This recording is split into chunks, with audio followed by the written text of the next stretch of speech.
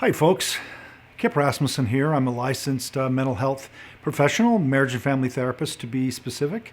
And I'm here to talk a little bit about things that can help people be more successful in their families and their relationships and in their functioning in daily life.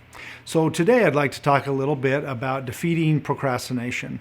So I'm just going to give you 3 techniques that have been helpful in the past. Every once in a while, I have people, generally young people, who come to me and ask for help with procrastinating and defeating procrastination. And so I've developed a couple of methods that have been very helpful for me and for other clients. So as I go into this, I want to let you know that part of this is kind of gaming the system. Procrastination is a beast. It's very difficult for many of us, and me included many times, to get over that hump and get working on things. Not a lot of us are so naturally driven to get into things, particularly activities that are repetitive and noxious. So gaming the system is a little bit of the approach that I can take in some instances that have been helpful. So the first thing to remember is that the beginning, at least starting out, is essentially everything. It's necessary but not sufficient to getting a task done. So if we don't start, then we can't do any of the other stuff. So in the words of J.R.R. Tolkien, it's the job that's never started as takes longest to finish. And it's really true. And when we avoid things, a very, very unusual psychological phenomenon happens, and that is it grows. It's spooky. It gets formidable if we avoid things. That's just one of the absolutely unavoidable aspects of not starting, is that the task tends to grow in its sinister aspect. So how do we start? Well, I sort of game the start by what I call the 5-minute technique. And what I do is ask people, and I do it myself, to say, I'm going to do this for 5 minutes. I'm going to take out the stuff that I need to get going, say writing a case note or a paper or getting started on some task. And if after 5 minutes I really don't want to keep doing it, then I don't do it. I give myself permission to stop. The great thing about this is it's like the principle of inertia and momentum in the laws of physics, which say that a body in motion tends to stay in motion. But getting that body in motion takes quite a bit of energy to do. So we're always focusing on that beginning and ways to game that for our psychological struggles. So say 5 minutes is my maximum. I'm going to see how I feel after 5 minutes, and then if I am in the process and I've got the momentum going, then I'm going to keep rolling. If I don't feel good about it, then I'm going to give myself permission to quit.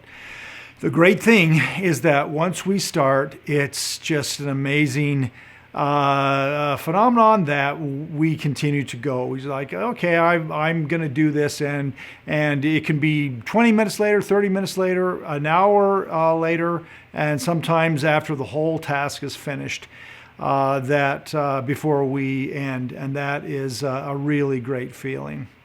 So that's the 5-minute technique for getting started. The other aspect of procrastination that I utilize extensively is making sure that I give myself some rewards. So after I've gotten some of the tasks done, I always like to stop, listen to some music, eat a snack, go for a walk, look out the window at the trees that mean so much to me, or some other way of rewarding myself. And I focus on some of the good things that I've been doing.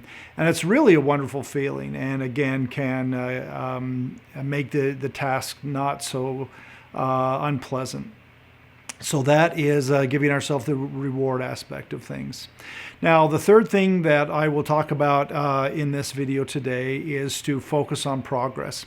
I'm not sure where I learned this. I think I read an article on it once upon a time that one of the ways to get through our particularly unpleasant tasks is to not focus on the end. So let me repeat.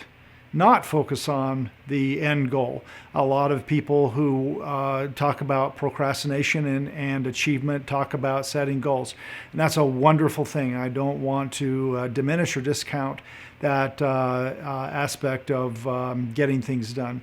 However, I have found that it is as helpful or even more helpful for me if I focus on the progress that I'm making, and it gives me a little bit of a bump and a little bit of a positive sort of momentum feeling.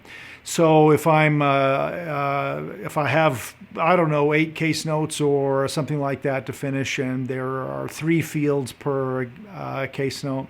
So I look at the first one, I'm like, okay, I've got that field completed. That's really great. I've made some progress. And then as I go further and further into the task, I realize that I'm getting finished rather than I'm just spinning my wheels headed towards this distant goal. So that is the third thing, which is focus on progress rather than that you've got this distant goal.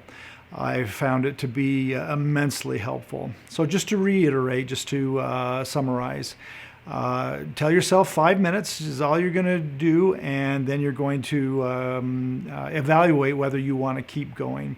Then the second thing is to give yourself rewards when you are some meaningful way into the task, so that the task can be paired with a pleasant stimulus. The third thing is to focus on the progress that you're making. Of course, rewards are a little bit of a way to do that formally, but you can also do it just cognitively in the thought process that you're utilizing as part of your effort to finish your task.